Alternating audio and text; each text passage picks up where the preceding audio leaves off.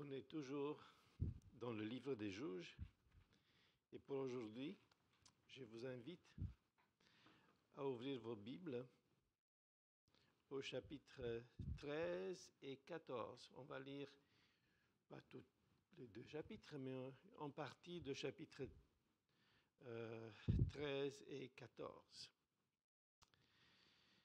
J'aimerais commencer seulement au 24e verset du chapitre 13. La femme enfanta un fils et lui donna le nom de Samson. L'enfant grandit et l'Éternel le bénit. Et l'esprit de l'Éternel commença à l'agiter à Manachêdan entre Tsoréa et Eshtaol. Et on continue avec le chapitre 14. Samson descendit à Timna. Il vit une femme parmi les filles de Philistins. Lorsqu'il fut remonté, il le déclara à son père et à sa mère et dit : J'ai vu à Timna une femme parmi les filles des Philistins. Prenez-la maintenant pour ma femme. Son père et sa mère lui dirent : N'y a-t-il point de femme parmi les filles de tes frères et dans ton peuple que tu ailles prendre une femme chez les Philistins qui sont incirconcis ? Et Samson dit à son père : Prends-la pour moi, car elle me plaît. Son père et sa mère ne savaient pas que cela venait de l'Éternel, car Samson cherchait une occasion de dispute de la part des Philistins. En ce temps-là, les Philistins dominaient sur Israël. Samson descendit avec son père et sa mère à Timna. Lorsqu'ils arrivèrent aux vignes de Timna, voici un jeune lion rugissait vint à sa rencontre.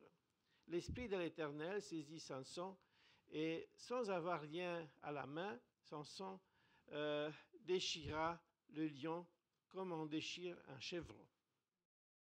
Il ne dit point à son père et à sa mère ce qu'il avait fait. Il descendit et parla à la femme, et elle lui plut. Quelque temps après, il se rendit de nouveau à Timna pour la prendre et se détourna pour voir le cadavre de lion. Et voici, il avait un essaim d'abeilles et du miel dans le corps de lion.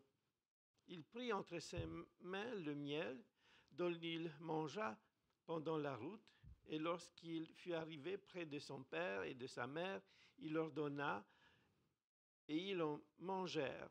Mais il ne leur dit pas qu'il avait pris ce miel dans le corps de lion. Je pense qu'on va s'arrêter ici. Parce que, est-ce qu'il y a quelqu'un de cette salle qui a déjà lu l'histoire de Samson? Je pense que c'est déjà assez bien. J'espère que vous allez comprendre ou me comprendre aujourd'hui. Et pour tous ceux qui ne l'avaient pas lu, lisez-la. C'est vraiment une très belle et instructive histoire. Aujourd'hui, je vais prêcher dans la première partie de la vie de Samson. J'ai donc, voilà la première partie de ces messages. Un juge qui laisse sur sa faim. Donc, c'est la première partie. Et la deuxième partie, ça va être continué la semaine prochaine par le pasteur Benoît. J'espère que vous vous rappelez un petit peu le message de la semaine passée, le message de pasteur Benoît. Je l'espère. Donc, il a expliqué tout simplement en parlant de Jephthé, des 100 ans, combien c'est... Plus on avance apparemment dans ce livre des juges, plus on voit quand même un certain relâchement, une certaine influence qui vient de l'extérieur. On va sur ces juges qui nous donnent des histoires qui sont de plus en plus difficiles à lire, qui nous font mal en les lisant. On se demande comment est-ce possible que des hommes de Dieu auraient pu faire quand même des choses si bizarres, pour ne pas dire atroces, comme Jephthé qui sacrifie sa fille. C'est des choses que nous ne les comprenions pas. Et plus on avance dans cette période-là, plus on voit que ces peuples d'Israël, pendant ces 4 siècles des périodes de juges, se laissent année après année sous l'influence des autres peuples qui vivaient dans la région. On a l'impression d'une dégradation morale dans ce peuple-là. Donc, toutes ces choses-là que nous les voyons, comme on a vu la semaine passée, l'histoire de Jephthé, avec la cruauté qu'il a eu aussi envers tous ces peuples d'Éphraïm qui les a tués, massacrés carrément. On s'est dit, comment est-ce possible? Et j'ai presque l'impression, quand j'ai lu qu'il a été juste 6 ans juge sur Israël, c'est comme je respire. Heureusement qu'il n'a pas été plus longtemps juge, quand on voit qu'est-ce qu'il a fait. Donc, on se demande, par la suite, les juges que nous avons aussi devant nous, si vous regardez un petit peu toute cette histoire avec les autres juges qui se suivent après Jephthé, il y en a quelques-uns. C'est vraiment intéressant. On a quoi? On a Ibsam de Bethléem, il est juste 7 ans. Seule chose significative, c'est qu'il a eu 30 filles et 30 fils. Et long des Abelans, il n'y a rien de significatif qui apparaît dans sa période de juge de 10 ans. Et puis Abnon, fils de Hillel, qui a eu 40 fils et 30 petits-fils. Moi, je trouvais aussi bizarre que tu as plus de fils que de petits-fils, mais bon. Et leur seul fait significatif que ces 70 fils et petits-fils avaient 70 un an pour monter. Donc chacun avait un an pour monter. Donc, je me demande qu'est-ce que c'est cette histoire avec tous ces 3 juges qui n'ont rien fait de significatif. La Bible ne nous dit rien. Donc apparemment, à part ce fait de gloire de la procréation, avoir beaucoup de fils et de filles, qui signifie encore quoi? Qu'ils avaient plusieurs femmes. Encore qu'ils sont sous l'influence de tous ces peuples qui habitent alentour et qui se laissent influencer de cette manière-là, qui est quand même bizarre aussi. Donc, et puis, nous voilà, on entre à peu près dans toute cette période-là, avec tous ces juges, au début de ces 4e siècles de l'histoire, de période des juges. Regardez bien, vous pouvez très bien voir dans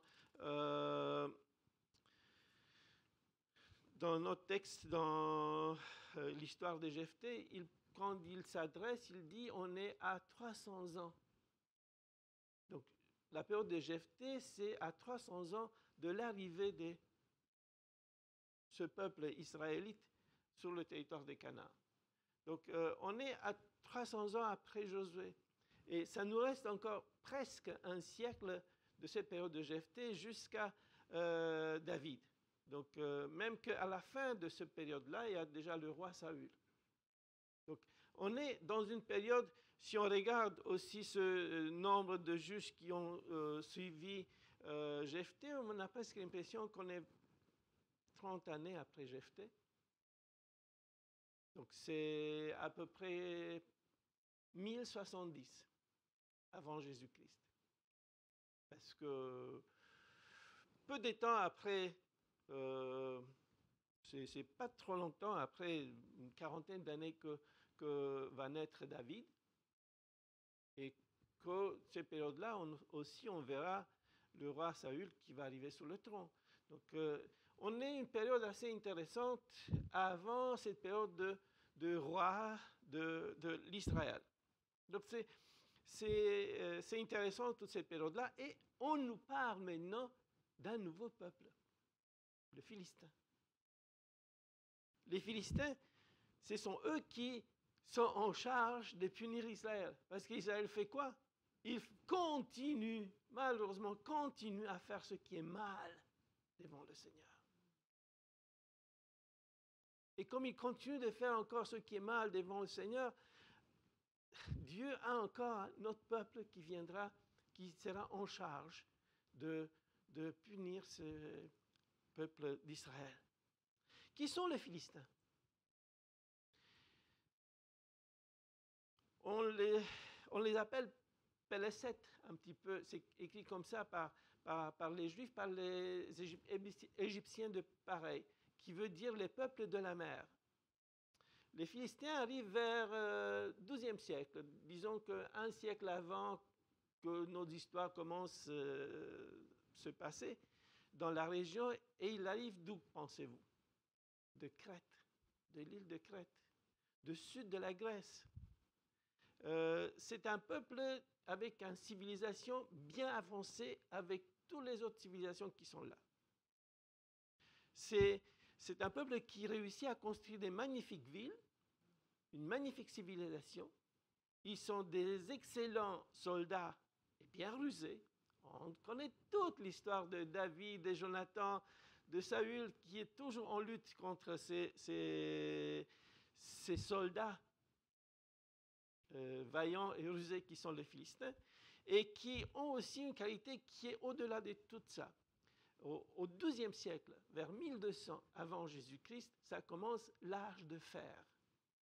Ce n'est pas toutes les nations qui ont la maîtrise de travailler les métaux comme les Philistins. Les Philistins sont les spécialistes. Ils amènent quelque chose, une civilisation différente, plus avancée que les autres, et sont eux le forgeron. Ils ont des forges, ils sont des forgerons, ils produisent de fer. Les Israéliens ne l'ont pas et ne le connaissent pas, et on ne les laisse même pas s'approcher et apprendre de ce qu'ils font. Disons que nous, on regarde, les spécialistes parlent de David comme quelqu'un qui a passé longtemps chez les Philistins. On sait très bien l'histoire de David, et qui a apporté par la suite toute cette connaissance à son peuple, et son peuple réussit par la suite à devenir la grande puissance de la région à l'époque de David. Parce que David réussit à amener toute cette connaissance et fait de Israël une grande puissance. Mais à cette époque-là, non, il n'y en avait pas. C'est très intéressant. Ça commence la guerre. On a élu le roi, le premier roi qui est Saül, et Saül avec son fils. Combien d'épées pensez-vous qu'il y avait le peuple d'Israël? Est-ce qu'ils étaient bien armés? Ils avaient 2 épées. Saül et son fils Jonathan. Lisez avec moi, ouvrez si vous avez votre Bible, le livre de Samuel, chapitre 13. C'est vraiment intéressant.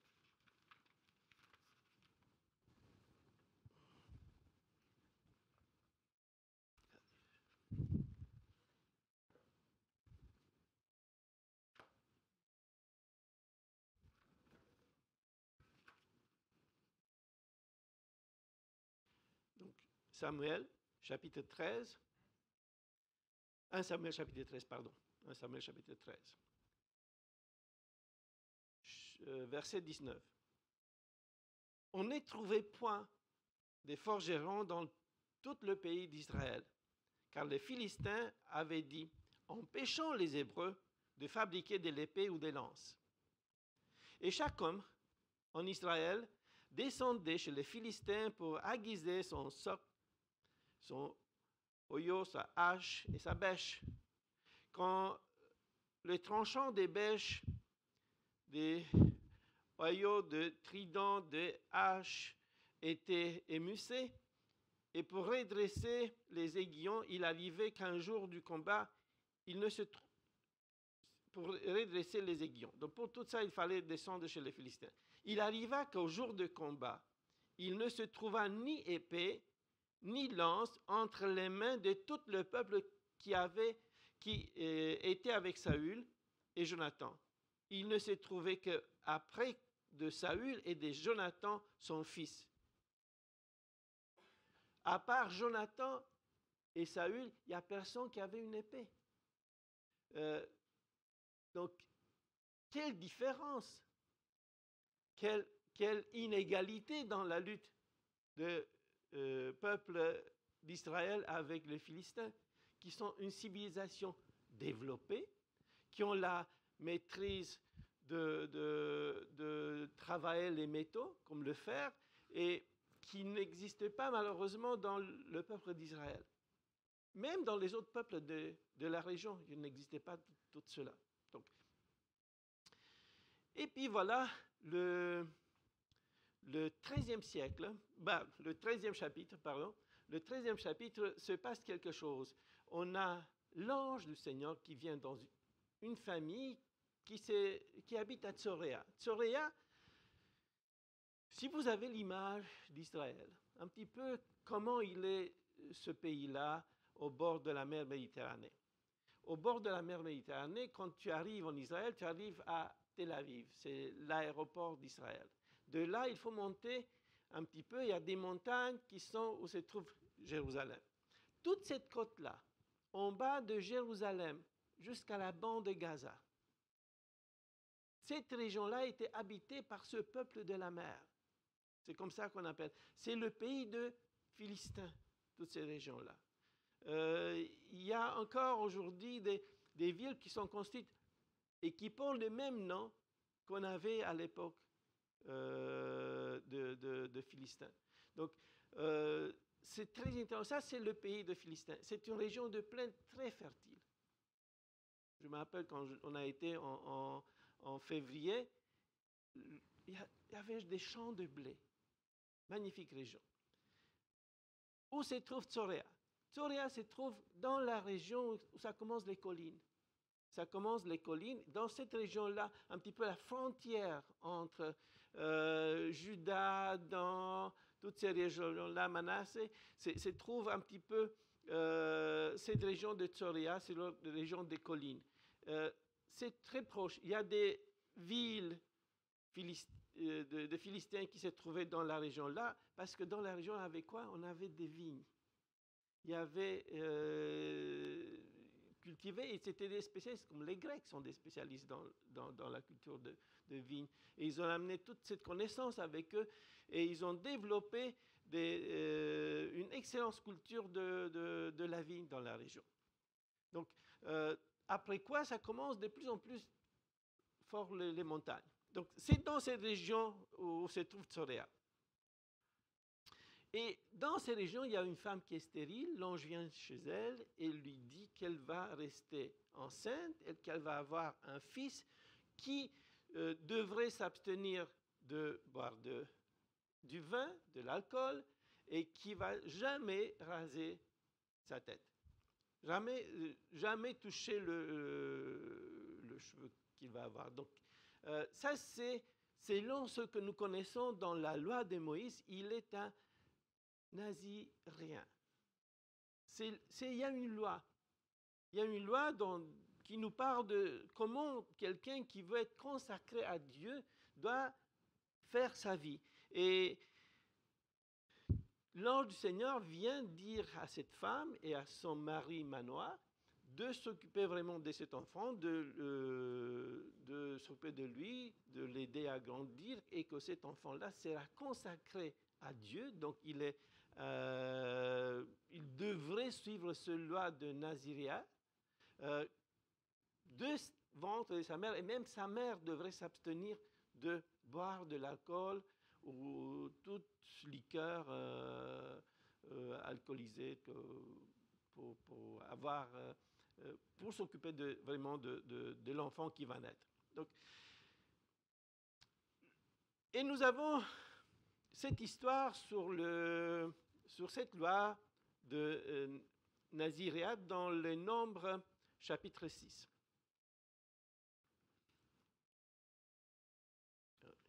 Je cherche Nombre 6. Si vous voulez, vous pouvez regarder un petit peu. On va lire quelques versets, pas complètement. Ça commence éventuellement au 3e verset pour ne pas complètement tout lire. Il s'abstiendra de vin, des boissons enivrante, il ne boira ni vinaigre fait du vin, ni vinaigre fait d'une boisson enivrante. Il ne boira d'aucune liqueur tirée des raisins, et il ne mangera point de raisins frais, ni de raisins secs. Pendant tout le temps de son naziréat, il ne mangea rien de ce qui provient de la vigne, depuis le pépin jusqu'au pot de raisin.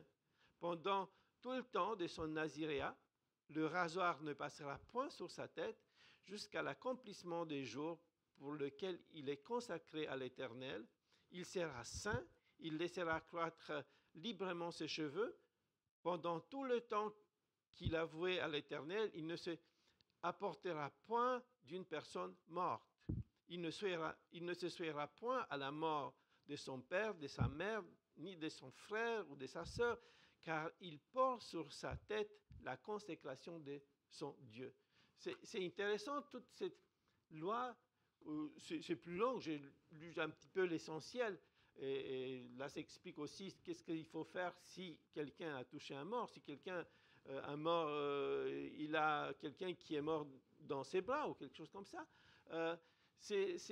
Il devrait faire des sacrifices et tout le reste. Donc quelqu'un qui est consacré à Dieu. Est-ce que vous connaissez d'autres personnages dans la Bible qui sont consacrés à Dieu comme ça? Allez, vous connaissez quelqu'un? Qui? Jean-Baptiste, effectivement. Samuel, il y a un autre qui est consacré comme ça.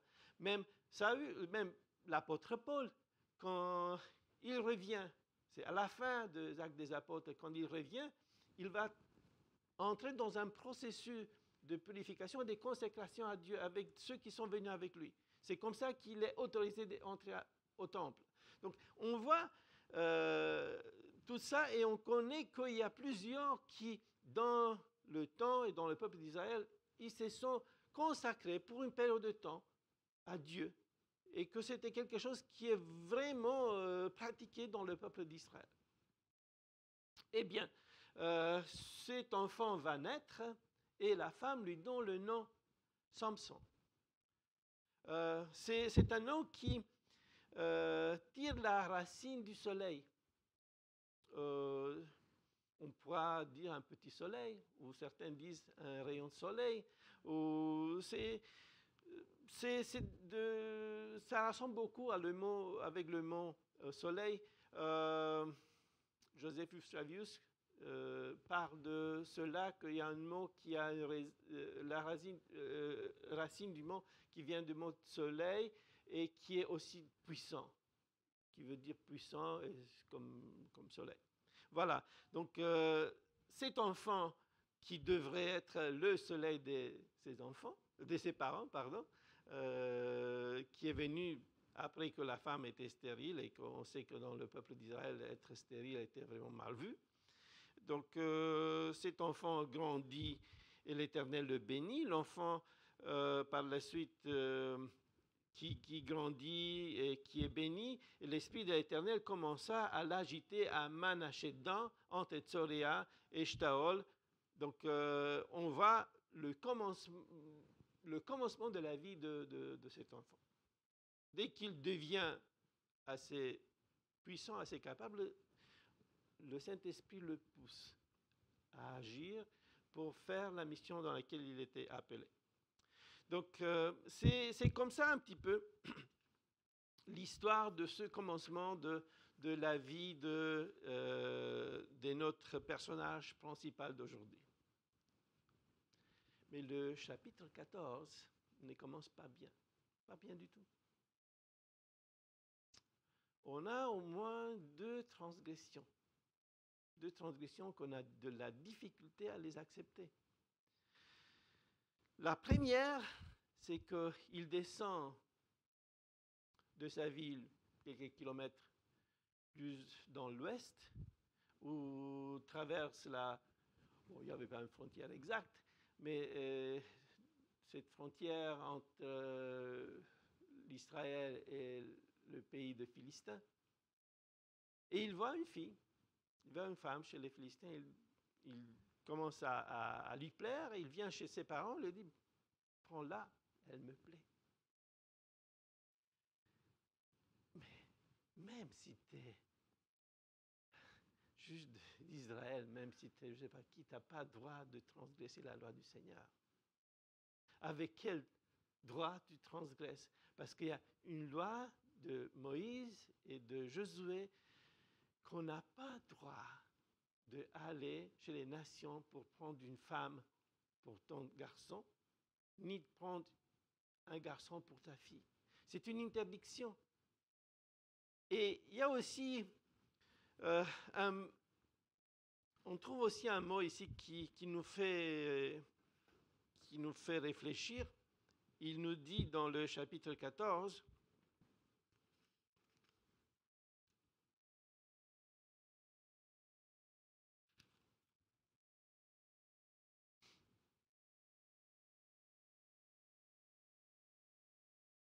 que c'est le Seigneur qui l'a poussé à faire ça.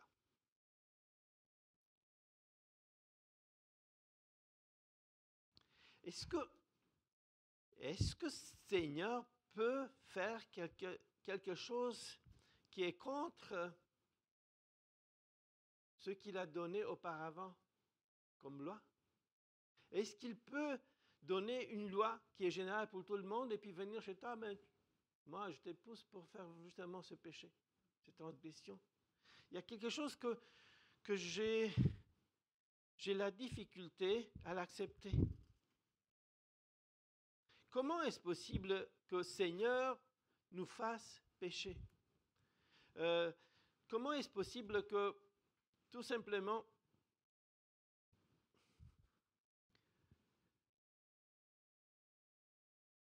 il change d'idée? Est-ce que Dieu change? Est-ce qu'une fois, il dit une chose, après quoi il change, il va dire autre chose? Parce que j'ai de la difficulté à regarder ces textes-là. Comment est-ce possible? Pour moi, ce n'est pas dans le sens que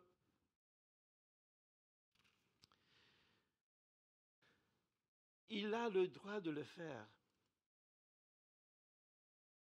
C'est que Dieu veut qu'il commence à agir contre les Philistins. Mais il n'a pas nécessairement, ce n'est pas nécessairement que Dieu le envoie dans le territoire des Philistins pour chercher une femme. Ça, c'est plutôt ses convoitises. Dieu cherche d'une certaine manière de créer une tension entre Samson et les Philistins. Parce qu'il devrait commencer, comme la parole dit, libérer le peuple. Mais ça ne veut pas dire que Dieu le pousse à chercher des femmes. À trouver une femme qui n'est pas nécessairement une de son peuple. Ses parents viennent, ils ne sont pas tout à fait d'accord. Ils vont faire des commentaires. Et il n'y en a pas de filles, il n'y en a pas assez de filles chez tes frères, chez les Israéliens ou les autres tribus d'Israël. Il n'y en a pas assez de filles. Pourquoi vas-tu chercher une femme chez les incirconcis? Pourquoi tu vas faire ça? Qu'est-ce que te pousse à dissiper ta vie avec les étrangères? Parce que c'est ça qu'on voit chez Samson. Il va dissiper sa vie avec ses fils philistins.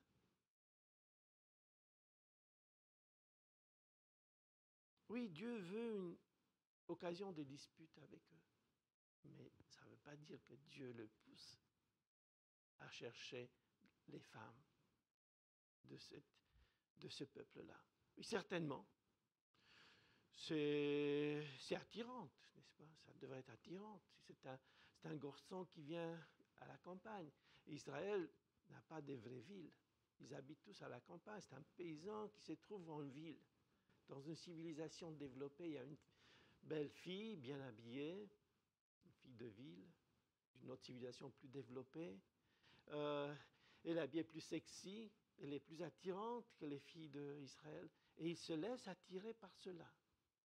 C'est ça qui l'attire chez cette civilisation qui est plus développée que la sienne, Au lieu peut-être d'être attiré par ces villes, par la manière de organiser leur ville, l'économie et tout le reste, il est malheureusement attiré et tombe parce qu'il trouve que les filles des Philistins sont plus belles que celles d'Israël. Qui peut-être c'est vrai, mais c'est juste l'apparence. C'est une attirance qui nous dérange. Quand il dit « prends-la pour moi car elle me plaît ».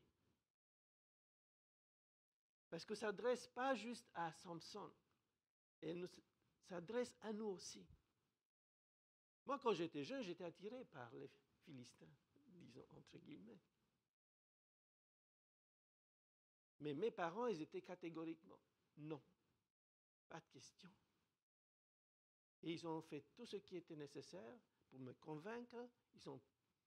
Mon père qui passait des heures en prière pour que je ne tombe pas. Et pour cela, j'ai une certaine difficulté quand je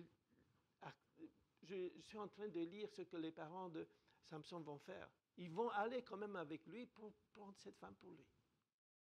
Non, quand un fils, une fille de notre famille va demander une chose pareille, il faut qu'on soit catégorique. Non, ce n'est pas parce qu'on ne t'aime pas, c'est justement parce qu'on t'aime.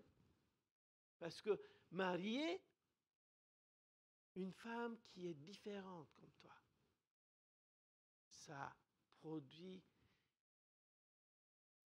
des tas de désagréments, pour ne pas dire des douleurs, de la souffrance, des problèmes. Pourquoi veux-tu détruire ta vie? Pourquoi veux-tu être attiré par celui qui est différent de toi? Une femme qui ne croit pas comme toi, elle va faire tout pour t'empêcher d'aller à l'église, de rencontrer tes amis chrétiens. Elle va tout faire pour que tu restes avec elle à la maison. Elle va tout faire pour que vous sortez pour faire d'autres activités, mais jamais des activités avec les chrétiens. Parce qu'elle ne veut pas. Elle ne veut pas venir avec les chrétiens. C'est normal. Une femme non chrétienne, un garçon non chrétien, ils vont tout faire pour empêcher celui qui est chrétien de se réjouir avec l'Église, avec ses amis chrétiens. Et ça va être une souffrance pour toute sa vie. Regardons cette future femme qui se trouve dans une situation difficile entre son peuple et son fiancé. Je n'ai pas lu tout le texte. Lisez-le vous-même. Je vous incite de lire parce que c'est vraiment édifiant cette histoire. Je n'ai pas tout le temps. Je devrais même finir. Mais quand on regarde cette tension qui s'est produite entre son peuple qui vient, vous nous avez amenés ici pour nous dépouiller. On va vous tuer. Elle se trouve entre ces peuples qui le haïssent et Samson qui vient la marier. Et la tension, ça va être toujours là pour tous les couples mixtes. Peut-être que ça ne va pas être la même intensité qui était dans cette famille qu'il était en train de faire avec la fille de Philistin. Mais tension, ça va exister toujours. Une tension qui est mauvaise et qui produit de la souffrance, qui produit de la douleur et tout le reste. Parce qu'il y a une lutte pour la suprématie dans la famille. Celui qui va vaincre, le chrétien ou le non-chrétien. Je me rappelle quand j'étais jeune, il y avait une explication que j'ai reçue aussi dans ma jeunesse. Il a dit, monte-toi sur une table.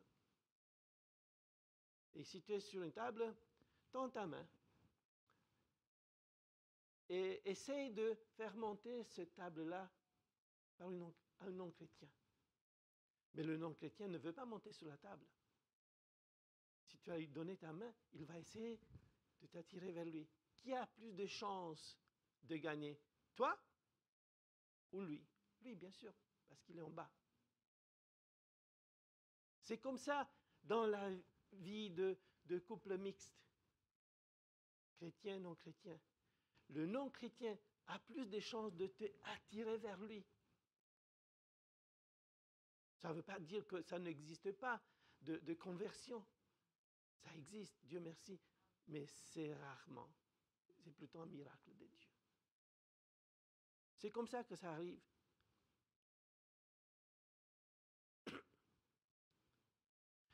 Donc, il est admirable de voir cette foi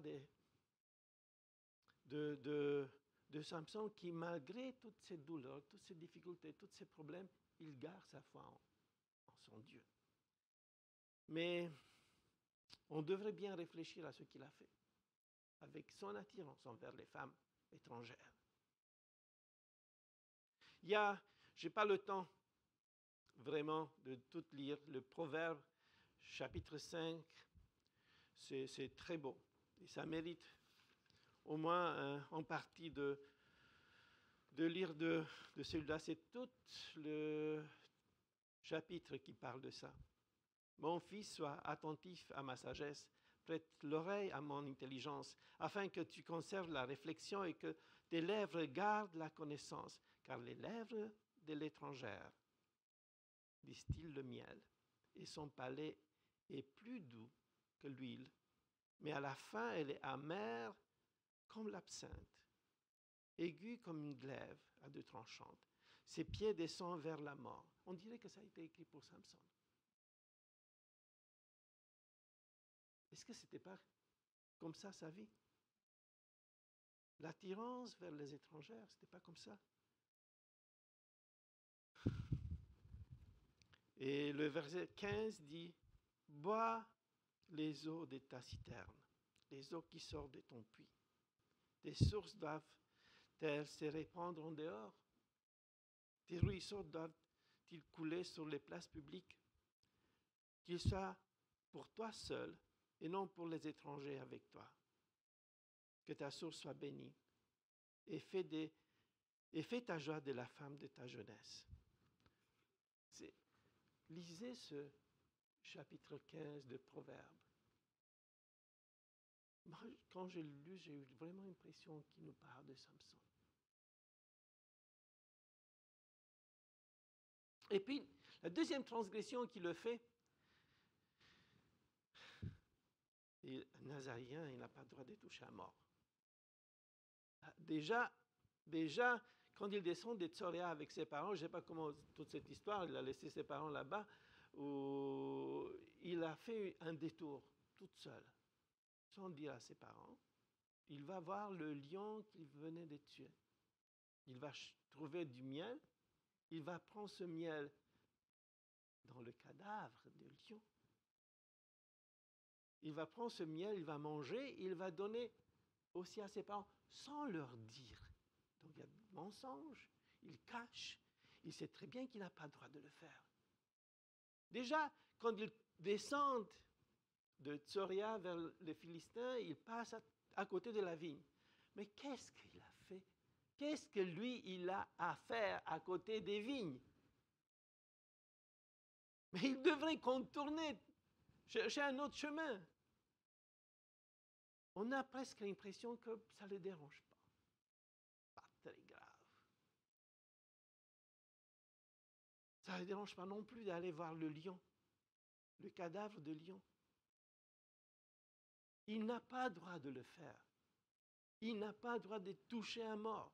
Même si c'était sa mère et son père, il va toucher le cadavre de lion. On a la difficulté de comprendre. Pourquoi il veut jouer avec le feu? Il joue avec le feu tout le temps. C'est des bravoures. C'est des bravoures et il va tomber. Il va complètement transgresser la loi de Naziréat.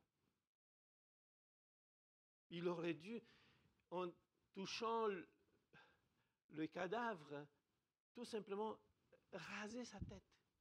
Regardez dans Nombre chapitre 6, il devrait faire un sacrifice, raser sa tête et attendre une période de purification et que le cheveu commence à repousser de nouveau. Mais il joue comme ça. Ça ne l'intéresse pas trop. Et l'affaire qui est encore plus triste, c'est qu'il va un petit peu que rien ne se passe. Dieu ne le punit pas, non? Alors, on peut se permettre d'autres choses aussi. Parce que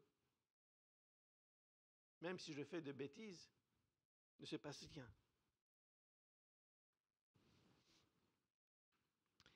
Et puis, disons, le sommet, c'est que il fait un grand banquet, c'est le mariage avec la fille. Il y invite une trentaine de jeunes hommes de Philistins avec lui pour le banquet et il le fait une énigme. Si vous réussissez, je réussissais à m'enrichir parce que je suis assez pauvre, un fils de paysan, pauvre israélien. Si vous ne réussissez pas à découvrir l'énigme que je veux le faire, vous serez obligé de me donner chacun des habits. Non, ça ne va pas. Tu fais encore des énigmes avec même histoire. Il y a quelque chose qui ne va pas du tout dans la vie de ce juge-là. Vraiment, j'ai l'impression qu'il joue avec le feu, qu'il déconsidère ce que lui a été complètement demandé par Dieu parce qu'il est consacré du ventre de sa mère. Quand nous lisons le chapitre 13, c'est comme on attend quelque chose d'extraordinaire de ce juge. Il n'y a aucun qui a comme ça une annonce par l'ange, quelque chose qui nous fait en fait s'attendre à quelque chose de magnifique. Et puis à peine commencer la vie, il commence à tout transgresser. C'est pour ça que c'est très bien dit. On reste sur notre faim. Parce que il ne nous apporte pas ce que nous avons attendu. Il n'est pas la réponse pour notre espoir.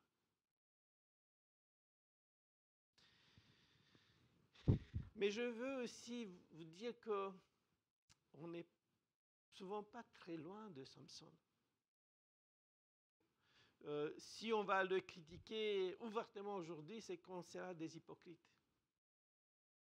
Nous aussi, souvent, nous avons tombé. Nous aussi, ça nous arrive à tomber, à faire de bêtises.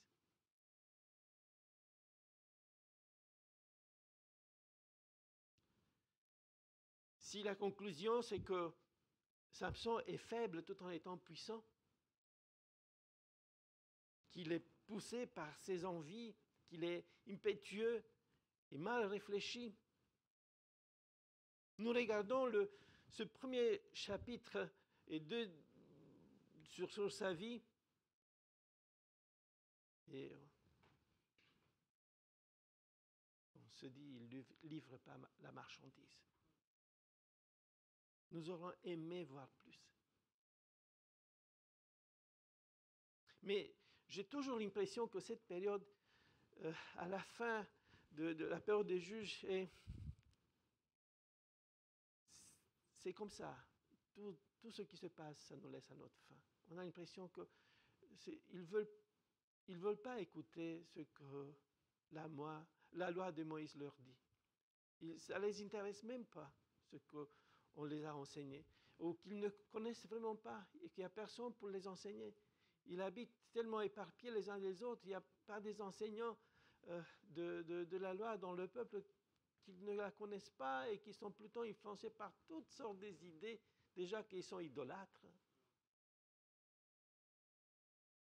déjà qu'ils suivent les autres nations.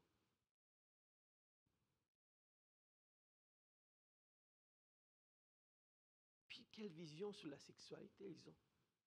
Avoir plusieurs femmes, avoir des femmes étrangères, coucher avec les prostituées. Ça nous dépasse. Pour moi, ça me dépasse. Mais toute l'affaire, c'est bien, parce qu'on parle de Samson et que c'est passé. C'est 3000 ans avant nous. Mais pour nous aussi. Qu'est-ce que le texte veut nous parler à nous aujourd'hui? Je me demande comment nous, au XXIe siècle, on se laisse influencer par la civilisation non chrétienne qui est autour de nous. Parce qu'aujourd'hui, tout en étant chrétien et de ex-pays chrétiens, on est dans une civilisation non chrétienne puissante qui nous bombarde. Comment nous nous laissons influencer? Nous laissons-nous? Je vous avais dit encore, moi j'avais l'impression que tout en grandissant dans un pays communiste, je n'étais pas influencé parce que je détestais le communisme. Et pourtant, moi aussi j'ai été influencé. On est influencé sans se rendre compte. Oui, on est influencé. On habite dans ce monde-là et ce monde-là nous influence. Quelles sont les divinités de ce monde-là? Ils ne sont pas les dieux Baal. Le Dieu principal de notre siècle humaniste, c'est l'homme. L'homme est au centre de la création. Ce n'est plus Dieu. Et nous pouvons être aussi influencés par cela. Parce que cet homme-là qui est au centre de la création, il est égoïste. Tout est pour lui. Il mérite tout. Il a droit à tout. Et comme chrétien, on peut se laisser aussi influencer par cette philosophie de vie. Encore que maintenant, il y a une autre vague. Il y a un autre Dieu qui se lève. C'est la planète. La planète, c'est un autre Dieu. Je ne veux pas dire qu'on ne devrait pas être sérieux, s'occuper, être correct par rapport à la planète, mais pas transformer la planète dans une divinité. Mais on transforme la terre en divinité. Comment on peut ne pas être influencé par ça? On parle de l'apocalypse, de la fin de la planète. Et puis il y a bien sûr le Dieu qu'on aime tous, le dollar ou l'euro. C'est notre Dieu. On fait tout pour lui plaire. On est vraiment capable de tout faire pour l'adorer. Et puis, avec ça, ça vient la corruption. On est capable de faire n'importe quoi et d'être corrompu juste parce qu'on veut avoir plus. Plus de dollars. Mais si on laisse les croyances, les divinités de notre siècle, et on touche à la sexualité, oh, quelle attitude libertin. Ah, c'est le libertinage aujourd'hui. Être sérieux, avoir une famille, être marié, à ne pas coucher avec les filles, avec les hommes, je ne sais pas quoi. C'est vraiment, regardez, vous êtes arriérés. Combien parmi nous ne se laissent pas influencer par cette vision de la hypersexualité de ce monde dans lequel nous vivons? Et puis il y a le divorce. Avant, quand j'étais petit, ça commençait les divorces dans le monde. Mais dans l'Église, non, chez nous, ça n'existe pas ça. L'Église et le divorce, oubliez, ça ne marche pas. Ben, pas aujourd'hui. Aujourd'hui, on a autant de divorces dans l'Église que dans le monde. On ne se laisse pas influencer. Oh oui, on se laisse influencer sans le croire. Apparemment, tout en étant contre tout ça, mais on se laisse influencer. Ils sont parlé toutes sortes de manières de se comporter. Je ne sais pas, alcool, tabac, marijuana, drogue, tatouage. En principe, ce n'est même pas si grave. Oui. L'Ancien Testament interdit les tatouages. Bon, j'ai rien contre. Mais juste dans des petites choses comme ça, on voit que combien dans nos églises se sont tatoués. Sans discussion, parce que l'influence de ce monde est là. Dans des choses tellement banales et sans effet apparemment. Mais ça montre combien on est influencé par la société dans laquelle nous vivons. Et les Israélites, ils étaient. Qu'est-ce que ça produit? Une société qu'on a mal à digérer. On lit les histoires, on se dit non, c'est pas possible, c'est pas les enfants des dieux, tous ces gens. Est-ce qu'on se laisse nous aussi influencer? Est-ce que nous aussi, on se laisse influencer par la société qui nous entoure? La leçon d'aujourd'hui, c'est tirer des enseignements de ce qui s'est produit à l'époque de Samson, à l'époque de Jephthé. Sans parler des autres juges qui viendront après Samson, c'est encore pire.